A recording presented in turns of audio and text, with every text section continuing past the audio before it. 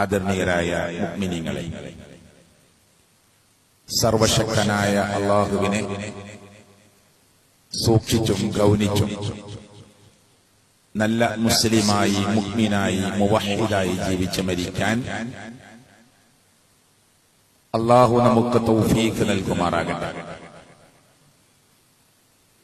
അതിനുവേണ്ടി ഓരോരുത്തരും പരിശ്രമിക്കണമെന്ന് എന്നോടും നിങ്ങളോടും ഞാൻ ഓർമ്മപ്പെടുത്തുകയാണ്. ഖുർആനിൽ പ്രാർത്ഥനയുടെ വിഷയം പറയുമ്പോൾ അല്ലാഹു തആല നിങ്ങൾ എന്നോട് ദുആ ചെയ്യണം, ഞാൻ നിങ്ങൾക്ക് ഉത്തരം തരാം എന്ന് അല്ലാഹു വാക്ക് തരുന്നുണ്ട്. വഖാല റബ്ബുക്കും, നിങ്ങളുടെ റബ്ബ് പ്രഖ്യാപിച്ചിട്ടുണ്ട്. ഖുർആന്റെ ആയത്താണ്. മുഹമ്മദ് മുസ്തഫ സല്ലല്ലാഹു അലൈഹി വസല്ലമ ഓതിത്തരാണ്. വഖാല റബ്ബുക്കും ഉദ്ഉനി അസ്തജിബ് ലക്കും. ഈ ആയത്ത് പറഞ്ഞ ചില കാര്യങ്ങൾ പറയാനാണ്. റബ്ബ് പ്രഖ്യാപിച്ചിട്ടുണ്ട്, പറഞ്ഞിട്ടുണ്ട്. എന്താ പറഞ്ഞത്? നിങ്ങൾ എന്നോട് ദുആ ചെയ്യണം, ഞാൻ നിങ്ങൾക്ക് ഉത്തരം തരും. എപ്പോൾ തരും പറഞ്ഞിട്ടില്ല. പക്ഷെ ഉത്തരം തരാം എന്നത് അല്ലാഹുവിന്റെ വാക്കാണ്. നിങ്ങൾ എന്നോട് ദുആ ചെയ്താൽ ദുആഇന് ഞാൻ നിങ്ങൾക്ക് ഉത്തരം തരാം എന്ന് റബ്ബിന്റെ വാക്കാണ്. ഇന്നല്ലദീന യസ്തക്ബിറൂന അൻ ഇബാദതി സയദ്ഖുലൂന ജഹന്നമ ദാഖിലീൻ. എന്നിട്ട് അല്ലാഹു അടുത്ത വാചകമായി അതേ ആയത്തിൽ പറഞ്ഞത്, എന്നെ ആരാധിക്കുന്ന കാര്യത്തിൽ വല്ലവരും അഹങ്കാരം കാണിച്ചാൽ അവർ നരകത്തിൽ കിടന്ന് എരിയുക തന്നെ ചെയ്യും എന്ന് അല്ലാഹു തആല. ഞാൻ എന്തിനാണ് ഈ ആയത്ത് ഓതി വെച്ചത്? അതിൽ ആദ്യത്തെ വാചകം, നിങ്ങൾ എന്നോട് പ്രാർത്ഥിക്കണം, ഞാൻ നിങ്ങൾക്ക് ഉത്തരം തരാം. ആ പ്രാർത്ഥനയാണ് ആരാധന. അതുകൊണ്ട് എന്നെ ആരാധിക്കുന്ന വിഷയത്തിൽ ആരെങ്കിലും അഹന്ത കാണിച്ചാൽ അവനെ ഞാൻ വിടുകയില്ല, അവൻ നരകത്തിലായിരിക്കും. ഈ ഖുത്ബയിൽ വളരെ ചുരുങ്ങിയ ചില കാര്യങ്ങൾ ഞാൻ സൂചിപ്പിക്കുകയാണ്. മാതാപിതാക്കൾ പ്രത്യേകിച്ച് മനസ്സിലാക്കുക, നിങ്ങളുടെ മക്കൾക്ക് വേണ്ടി നിങ്ങൾ ദുആ ചെയ്യുക. ആത്മാർത്ഥമായി ദുആ ചെയ്യുക എന്ന് പറയേണ്ട ആവശ്യമില്ല. ആത്മാർത്ഥത ഉണ്ടെങ്കിലേ ദുആ ആവുകയുള്ളൂ. നമ്മളൊരാളോട് പറയാം, എനിക്ക് വേണ്ടി പ്രാർത്ഥിക്കണം, ആത്മാർത്ഥമായി പ്രാർത്ഥിക്കണം എന്ന് പറയേണ്ട ആവശ്യമില്ല. ആത്മാർത്ഥത ഇല്ലെങ്കിൽ അത് ദുആ ആവൂല. പ്രാർത്ഥനയുടെ ഉള്ളിൽ അടങ്ങി നിൽക്കേണ്ട, ഒതുങ്ങി നിൽക്കേണ്ട ഒന്നാണ് ആത്മാർത്ഥത. ഇഖ്ലാസോടുകൂടി നിർവഹിച്ചാലേ അത് പ്രാർത്ഥനയാവുകയുള്ളൂ. മാതാപിതാക്കളുടെ ദുആ അത് അല്ലാഹു തആല സ്വീകരിക്കും. ഞാൻ ഈ ഖുത്ബയിൽ ഒരു 5-8 പണ്ഡിതന്മാരുടെ ചരിത്രത്തെ ഓർമ്മിപ്പിക്കാനാണ് ഞാൻ ആഗ്രഹിച്ചിരുന്നത്. സമയം വൈകി. വളരെ കുറഞ്ഞ 2-3 ആളുകളുടെ ചരിത്രത്തിലേക്ക് നമുക്കൊന്ന് എത്തി നോക്കാം. ഒന്ന്, അത്വാ ഇബ്നു അബീ റബാഹ്. മഹാനായ അത്വാ ഇബ്നു അബീ റബാഹിന്റെ ചരിത്രം എന്താണെന്നറിയോ? അമവി ഖിലാഫത്ത് നടക്കുമ്പോ ഖലീഫമാരിൽ 5ാമത്തെ ഭരണാധികാരിയായ അബ്ദുൽ മാലിക് ബിൻ മർവാൻ 2 മക്കളെയും കൂട്ടി രാജാവിന്റെ പദവിയിൽ നിൽക്കുന്ന അബ്ദുൽ മാലിക് ബിൻ മർവാൻ അമവി ഖിലാഫത്തിന്റെ 5ാമത്തെ ഭരണാധികാരി. അദ്ദേഹം 2 മക്കളെയും കൂട്ടി ഹജ്ജിന് പോവുകയാണ്.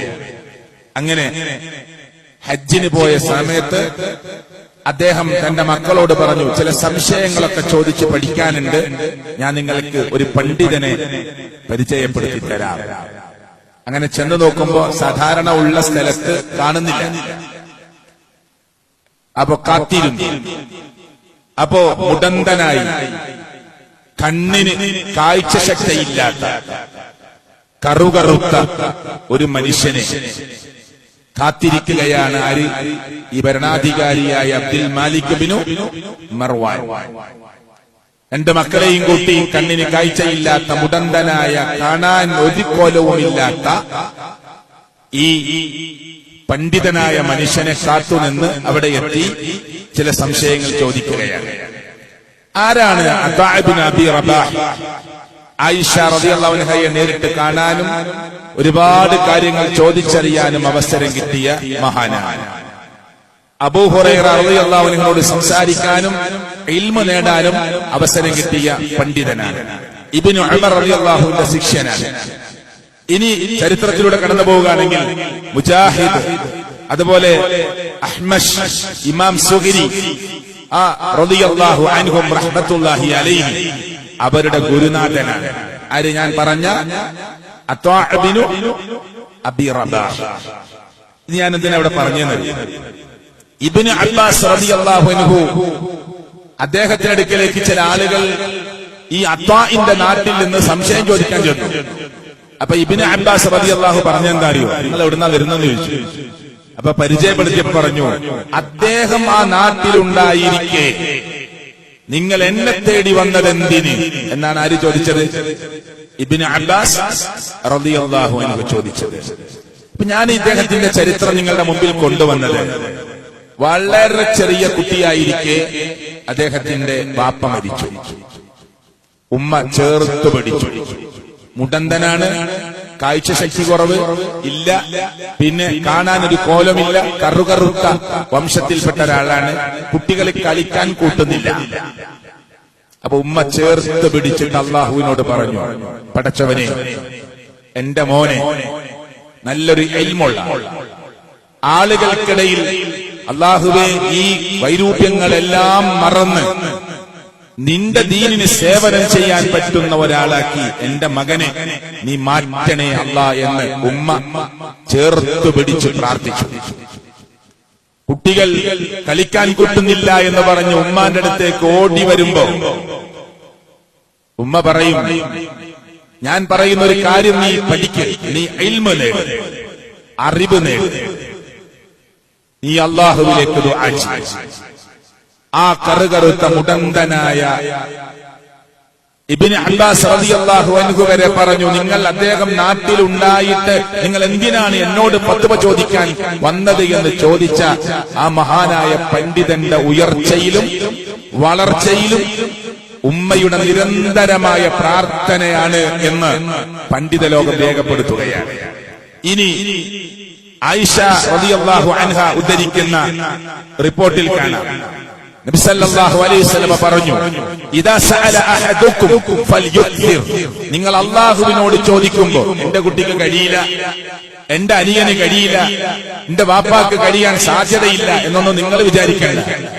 ആയിഷ ബിബി റളിയല്ലാഹു അൻഹ പറയും, ഇദാ സഅല അഹദുക്കും, നിങ്ങൾ ചോദിക്കുമ്പോൾ, നിങ്ങളുടെ കൂട്ടത്തിൽ നിന്ന് ആരാവട്ടെ അല്ലാഹുവിനോട് ചോദിക്കുമ്പോൾ ഫൽയുക്സിർ, അധികമായി ചോദിച്ചോളൂ, ധാരാളമായി ചോദിച്ചോളൂ. കാരണം ഫഇന്നഹു യസ്അലു റബ്ബഹു, ചോദിക്കുന്നത് അവന്റെ റബ്ബിനോടാണ്. എത്രയും തരാൻ പറ്റുന്ന എല്ലാത്തിന്റെയും ഖജനാവിന്റെ ഉടമയായ റബ്ബിനോടാണ് ചോദിക്കുന്നത്. അതുകൊണ്ട് പിശുക്കി ലുബ്ധത കാണിച്ച് കിട്ടുകയാണെങ്കിൽ കിട്ടട്ടെ എന്ന അർത്ഥത്തിൽ ചോദിക്കാൻ നിൽക്കേണ്ട, ചോദിക്കുമ്പോൾ ധാരാളമായി ചോദിച്ചോളൂ എന്ന് ആയിഷ റളിയല്ലാഹു അൻഹ നിവേദനം ചെയ്യുന്ന ഹദീസിൽ കാണാം. ഇനി അബൂ ഹുറൈറ റളിയല്ലാഹു നിവേദനം ചെയ്യുന്ന ഹദീസിൽ കാണാം, ഖാല റസൂൽ സല്ലല്ലാഹു അലൈഹി വസല്ലം, ഇന്നഹു മൻ ലം യസ്അലില്ലാ, അല്ലാഹുവിനോട് ചോദിക്കാത്ത ഒരാൾ, നമ്മൾ മനുഷ്യരോട് കുറെ വട്ടം ചോദിച്ചാൽ മനുഷ്യർക്ക് വെറുപ്പുണ്ടാവും. അല്ലാഹ് പറയുന്നത് എന്താ അറിയോ? റബ്ബിനോട് ചോദിക്കാത്ത ഒരാളോട് യഗ്ളബ് അലൈഹി, അല്ലാഹുവിന് അവന്റെ മേൽ കോപമാണ്, പടച്ചവന് ഇഷ്ടമില്ല. പടച്ചവനെ, ഞാൻ നിന്നോട് ആയിരക്കണക്കിന് തവണ ചോദിച്ചു, അല്ലാഹുവിന് അത്രയും ഇഷ്ടമാണ്. ഒന്നാമത്തെ ചോദ്യത്തിന് കൊടുത്തുവല്ല, 2-നും 3-നും 10-നും 100-നും ഒക്കെ കൊടുത്തു. ചോദിച്ചത് തന്നെ വീണ്ടും വീണ്ടും ചോദിച്ചു. ചോദിക്കാത്തവരോട് അല്ലാഹുവിന് കോപമാണ് എന്നാണ് മുഹമ്മദ് മുസ്തഫ സ്വല്ലല്ലാഹു അലൈഹി വസല്ലം നമ്മളെ പഠിപ്പിക്കുന്നത്. അനസ് റളിയല്ലാഹു പറയാണ്, നിവേദനം ചെയ്യുന്ന ഹദീസാണ്, ഖാല റസൂൽ സ്വല്ലല്ലാഹു അലൈഹി വസല്ലം, 3 ദഅവാതിൻ ലാ തുറദ്, 3 പ്രാർത്ഥനകൾ അത് ഉത്തരം കിട്ടാതെ മടങ്ങുകയില്ല, മടക്കപ്പെടുകയില്ല, തട്ടിക്കളയാത്ത 3 ദുആ ഉണ്ട്. ഒന്ന് ദഅവത്തുൽ വാലിദ്, മാതാപിതാക്കളുടെ പ്രാർത്ഥനയാണ്. പടച്ചവനെ, എന്റെ മോനെ നല്ലൊരു പണ്ഡിതനായി കാണാൻ ഞാൻ ആഗ്രഹിക്കുന്നു, അല്ലാഹ് പ്രാർത്ഥിച്ചോ ഉത്തരം കിട്ടും. പടച്ചവനെ എന്റെ മോനെ 5 മക്കളിൽ 4 മക്കളിൽ 3 മക്കളിൽ ഒരാളെ ഖുർആൻ ഹാഫിളായി കാണാൻ ഞാൻ ആഗ്രഹിക്കുന്നു അല്ലാഹ്. ദുആ ചെയ്തോ, അല്ലാഹു ഉത്തരം തരും. 3 ദുആ മടക്കുകയില്ല. ഒന്ന് ദഅവത്തുൽ വാലിദ്, മാതാപിതാക്കളുടെ ദുആയാണ്. വദഅവത്തുസ് സ്വാഇം, നോമ്പുകാരന്റെ പ്രാർത്ഥനയാണ്. വദഅവത്തുൽ മുസാഫിർ, യാത്രക്കാരന്റെ പ്രാർത്ഥനയാണ്. ഞാൻ വിശദീകരിക്കുന്നില്ല. ഒരു പണ്ഡിതനെ ഞാൻ പറഞ്ഞു, അതാ ഇബ്നു അബീ റബാഹ്. നീ മറ്റൊന്ന് കേട്ടോളൂ. അനസ് ഇബ്നു മാലിക് നബി സല്ലല്ലാഹു അലൈഹി വസല്ലമക്ക് സേവനമനുഷ്ഠിച്ച നബിയുടെ ഭൃത്യനായിരുന്നു. ഉമ്മു സുലൈം എന്ന് പറയുന്ന മഹദിയിൽ മാലിക് ഇബ്നു അൻ-നളർ രണ്ടുപേരും വിവാഹം കഴിച്ചുണ്ടായ കുട്ടിയാണ് ആര്? അനസ് ഇബ്നു മാലിക് എന്ന് പറയുന്ന റളിയല്ലാഹു അൻഹു. ഈ അനസ് റളിയല്ലാഹു ജനിച്ചു. അങ്ങനെ 10 വയസ്സിലേക്ക് കടക്കുകയാണ്. നബി സല്ലല്ലാഹു അലൈഹി വസല്ലം മദീനയിലെത്തി.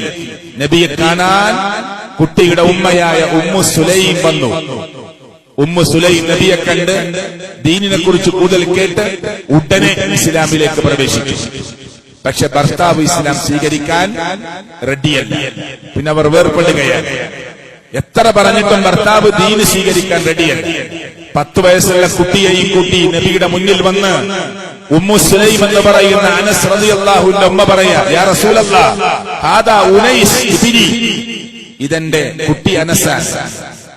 ഏത് പദത്തെയും ഈ വസ്നിലേക്ക് കൊണ്ടുവന്നാൽ ചെറുതെന്ന അർത്ഥം കിട്ടുക. അപ്പോ അനസ് എന്നതിന്റെ ഉനൈസ് കേട്ടോ, ഇതെന്റെ കുട്ടിയായ അനസാണ്. ഹിർ എന്ന പൂച്ചയാണ്, ഹുറൈർ എന്ന് പറഞ്ഞ പൂച്ചക്കുട്ടീനാണ്. എല്ലാം ചെറുതാവും. അപ്പോ ഉമ്മ പറയാണ്, നബിയേ ഇതെന്റെ ഉനൈസാണ്, ഇതെന്റെ മകനാണ്. നിങ്ങൾക്ക് സേവനം ചെയ്യാൻ എന്റെ 10 വയസ്സുള്ള കുട്ടിയെ നിങ്ങൾക്ക് വേണ്ട സേവനം ചെയ്യാൻ വേണ്ടി ഞാൻ നിങ്ങളെ ഏൽപ്പിക്കുകയാണ്. അതുകൊണ്ട് എന്റെ മോന് വേണ്ടി നിങ്ങൾ ദുആ ചെയ്യണം. അള്ളാഹുവിന്റെ പ്രവാചകൻ പ്രാർത്ഥിച്ചു, അല്ലാഹുമ്മ അക്തിർ മാലഹു, അനസിന് അല്ലാഹുവേ നീ പണം അധികരിപ്പിച്ചു കൊടുത്തോളൂ. അല്ലാഹുവേ വബലദഹു, മക്കളെയും നീ ധാരാളമായി കൊടുക്ക് എന്ന് അനസ് റളിയല്ലാഹുവിനെ തൊട്ട് ആര് പ്രാർത്ഥിച്ചു? മുഹമ്മദ് മുസ്തഫ സല്ലല്ലാഹു അലൈഹി വസല്ലം പ്രാർത്ഥിച്ചു. എന്നിട്ട് അനസ് റളിയല്ലാഹു പറയാണ്, ഖാല അനസ് ഫവല്ലാഹി, അല്ലാഹുവാണ് സത്യം, ഇന്ന മാലി ലകതീർ, എന്റെ സമ്പത്ത് ധാരാളമായി വർദ്ധിച്ചു. വ ഇന്ന വലദി, എന്റെ മക്കളും വർദ്ധിച്ചു. വ വലദ വലദി, എന്റെ മക്കളുടെ മക്കളും വർദ്ധിച്ചു. ലഅതഅതൂന അലാ നഹ്വിൽ മിഅ, എന്റെ മക്കളും പേരക്കുട്ടികളും മാത്രം എനിക്ക് 100ഓളം ആളുകളെത്തി. ആരാ പറയണത്? അനസ് ബിൻ മാലിക് റളിയല്ലാഹു അൻഹു. അപ്പൊ ഉമ്മയുടെ പ്രാർത്ഥന, കുട്ടി ചെറിയ കുട്ടിയായിരിക്കെ വാപ്പ മരിച്ചു പോകുന്ന അവസ്ഥ ഉണ്ടായിട്ടും പ്രിയപ്പെട്ടവരെ അവരുടെ പ്രാർത്ഥന അല്ലാഹു സ്വീകരിച്ചവരെ മുസ്ലിം ഉമ്മത്തിന്റെ നേതൃനിരയിലേക്ക് കൊണ്ടുവരുന്ന ചരിത്രമാണ് ഞാൻ ഈ പറയുന്നത്. ഇനി ഇമാം ഷാഫി റഹ്മത്തുള്ളാഹി അലൈഹി 150-ൽ ജനിച്ചു, വിശദീകരിക്കാൻ സമയമില്ല. 204-ൽ മരിച്ചു, 54 വയസ്സ് വരെ ജീവിച്ചു. 2 വയസ്സ് പ്രായമായപ്പോ ഇമാം ഷാഫി 2 വയസ്സ് പ്രായമായപ്പോ കുട്ടിയെ പഠിപ്പിക്കണമെന്ന നിലക്ക് നാട് വിട്ടു പോകുന്നു. 7 വയസ്സാകുമ്പോ ഹാഫിളാകുന്നു.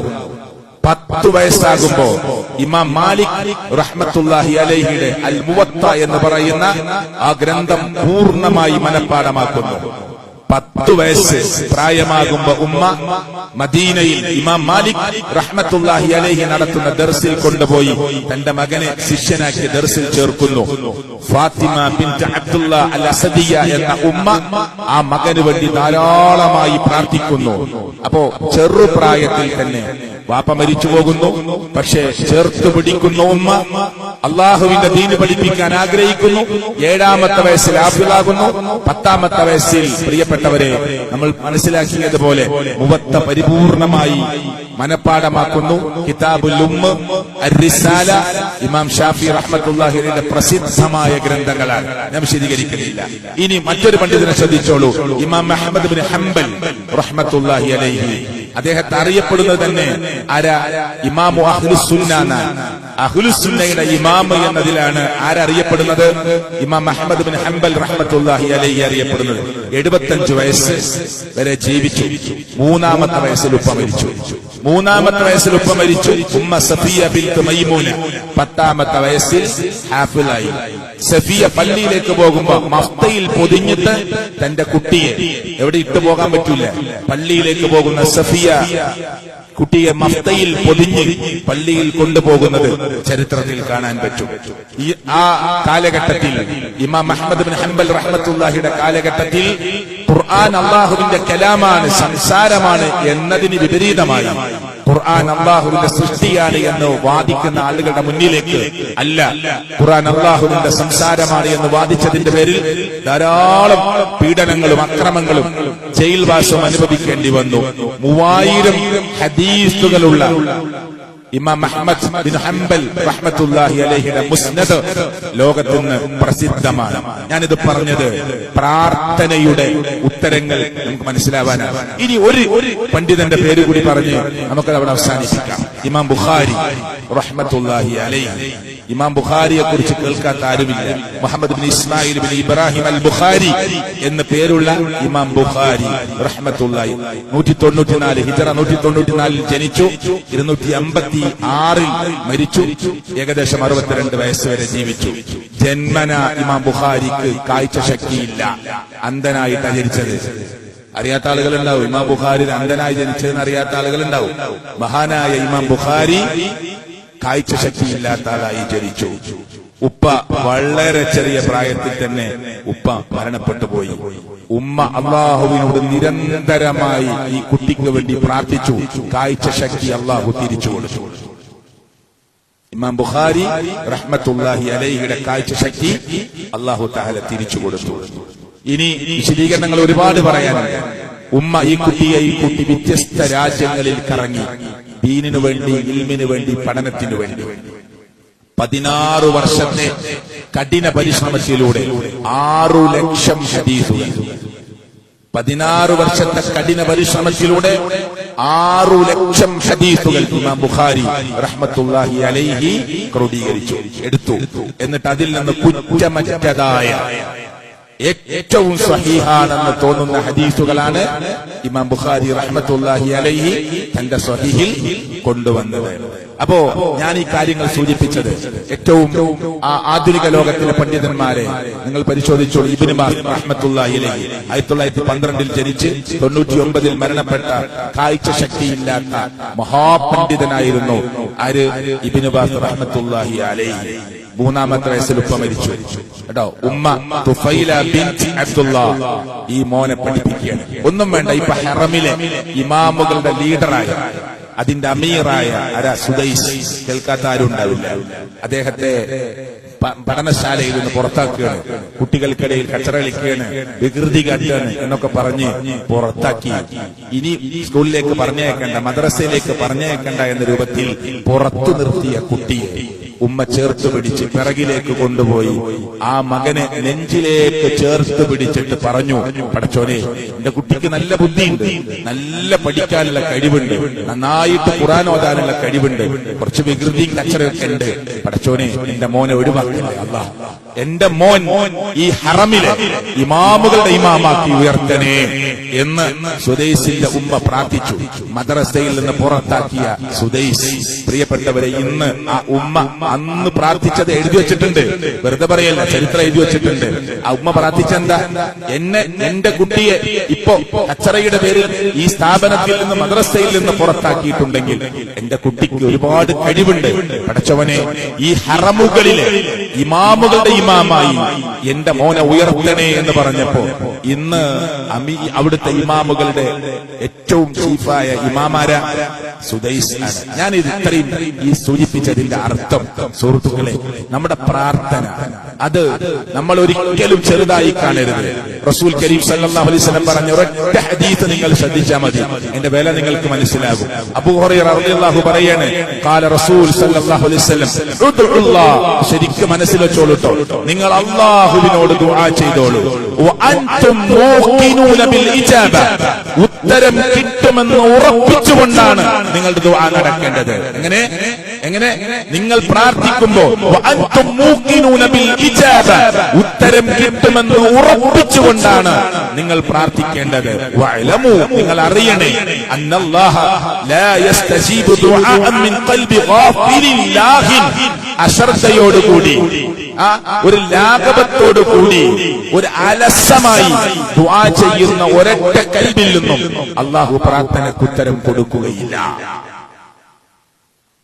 അല്ലാഹു ചിന്തിക്കുന്ന, ആലോചിക്കുന്ന ആളുകളുടെ കൂട്ടത്തിൽ നമ്മെ ഉൾപ്പെടുത്തി അനുഗ്രഹിക്കുമാറാകട്ടെ. അൽഹംദുലില്ലാഹ് വസ്സലാത്തു വസ്സലാമു അലാ റസൂലില്ലാഹി വഅലാ ആലിഹി വസഹ്ബിഹി അജ്മഈൻ. ഇത്തഖുല്ലാഹ്, അല്ലാഹുവിനെ സൂക്ഷിക്കണേ എന്ന് ഒരിക്കൽ കൂടി എല്ലാവരെയും ഓർമ്മപ്പെടുത്തുകയാണ്. തട്ടിക്കളയാത്ത പ്രാർത്ഥനകളുടെ കൂട്ടത്തിൽ വിശദീകരണത്തിന് സമയമില്ലാത്തത് കൊണ്ടാണ്. ഒന്ന്, ദഅവത്തുൽ മുസാഫിറാണ്. നമ്മളൊക്കെ യാത്രക്കാരാണ്. നിരന്തരമായി പ്രാർത്ഥിക്കുക. ട്രെയിനിലിരുന്ന്, ബസ്സിലിരുന്ന്, കാറിലിരുന്ന്, ഫ്ലൈറ്റിലിരുന്ന്, യാത്രയിലൊക്കെ മക്കൾക്ക് വേണ്ടി, ഉമ്മാക്ക് വേണ്ടി, വാപ്പാക്ക് വേണ്ടി, ഭാര്യയ്ക്ക് വേണ്ടി, മക്കൾക്ക് വേണ്ടി, ഭർത്താവിന് വേണ്ടി നിരന്തരമായി പ്രാർത്ഥിക്കുക. നിങ്ങളുടെ പ്രാർത്ഥന ഇല്ലായിരുന്നുവെങ്കിൽ നിങ്ങളെ എങ്ങനെ പരിഗണിക്കാനാണ് എന്നാണ് മുഹമ്മദ് മുസ്തഫ സല്ലല്ലാഹു അലൈഹി വസല്ലം ഖുർആനിന്റെ ആയത്തോടി നമ്മളോട് ചോദിച്ചിട്ടുള്ളത്. അതുകൊണ്ട് മനസ്സുരുക്കി പ്രാർത്ഥിക്കുക. നിങ്ങൾ ഈ മിമ്പറിൽ നിന്ന് കേട്ട ഹദീസാണ്, ലാ യൽജു നാറ റജുലുൻ ബക്കാ മിൻ ഖശിയത്തില്ലാ. പടച്ചോനെ കുറിച്ച്, അല്ലാഹനെ കുറിച്ച് ആലോചിച്ച് ഭക്തിയോടുകൂടി കരഞ്ഞു പോയ മനുഷ്യൻ നരകത്തിൽ കടക്കൂലാണ്. എപ്പോഴാ കരയല്? നമ്മൾ അല്ലാഹനെ കുറിച്ച് ഇങ്ങനെ ആലോചിച്ച്, അപകടം കൊണ്ട് കരഞ്ഞതല്ല, അല്ല, നമ്മുടെ ക്ലേശം അതുകൊണ്ട് കരഞ്ഞതല്ല, മരണം കണ്ടിട്ട് കരഞ്ഞതല്ല, പിന്നെ അല്ലാഹനെ കുറിച്ച് ആലോചിച്ച് 2 മണിക്കും 3 മണിക്കും 4 മണിക്കൊക്കെ എണീറ്റ് ഒരു 3-5 റക്അത്ത് നമസ്കരിച്ച് ആകാശത്തിലേക്ക് കരങ്ങൾ ഉയർത്തി മനസ്സുരുക്കി പ്രാർത്ഥിച്ചപ്പോ കണ്ണിൽ നിന്ന് കണ്ണുനീര് ആരും കാണാനില്ല, നമ്മളൊറ്റക്ക് തുടച്ചതാണ്. വന്നിട്ടുണ്ടെങ്കിൽ അതൊരു നല്ല അടയാളമായി സ്വീകരിക്കുക. അല്ലാഹു തആല അത്തരത്തിലുള്ള ഭാഗ്യവാന്മാരിൽ എന്നെയും നിങ്ങളെയും ഉൾപ്പെടുത്തുമാറാകട്ടെ. ജീവിതത്തിൽ വന്നുപോയ എല്ലാ തെറ്റുകുറ്റങ്ങളും അല്ലാഹു തആല പുറത്തു മാപ്പ് നൽകുമാറാകട്ടെ. മാതാപിതാക്കൾക്ക് അല്ലാഹു അനുഗ്രഹം നൽകുമാറാകട്ടെ. ജീവിച്ചിരിക്കുന്നവർക്ക് അല്ലാഹു ആരോഗ്യവും ആയുസ്സും നൽകുമാറാകട്ടെ. മരിച്ചുപോയ മാതാപിതാക്കൾക്ക്, മക്കൾക്ക്, ജ്യേഷ്ഠാനിയന്മാർക്ക്, ഭാര്യ ഭർത്താക്കന്മാർക്ക് അല്ലാഹു മഗ്ഫിറത്ത് നൽകുമാറാകട്ടെ, മർഹമത്ത് നൽകുമാറാകട്ടെ. അല്ലാഹു വേദനിക്കുന്ന ആളുകൾക്ക് നീ ആശ്വാസവും മറുതിയും ഉണ്ടാക്കി കൊടുക്കണേ അല്ലാഹ്. അല്ലാഹു മരിക്കുമ്പോൾ ലാ ഇലാഹ ഇല്ലല്ലാഹ് എന്ന കലിമത്തു തൗഹീദ് ഉച്ചരിച്ച് മരിക്കാനുള്ള സൗഭാഗ്യം ഞങ്ങൾക്ക് നീ പ്രദാനം ചെയ്യണേ അല്ലാഹ്. അല്ലാഹുമ്മ ഗഫിർ ലിൽ മുഅ്മിനീന വൽ മുഅ്മിനാത്ത് വൽ മുസ്ലിമീന വൽ മുസ്ലിമാത്ത്. റബ്ബനാ തഖബ്ബൽ മിന്നാ ഇന്നക അൻതസ് സമീഉൽ അലീം. റബ്ബനാ ആതിനാ ഫിദ് ദുനിയ ഹസന വഫിൽ ആഖിറതി ഹസനത വഖിനാ അദാബൻ നാർ. ആമീൻ ആമീൻ ബിറഹ്മതിക യാ അർഹമർ റഹീമീൻ.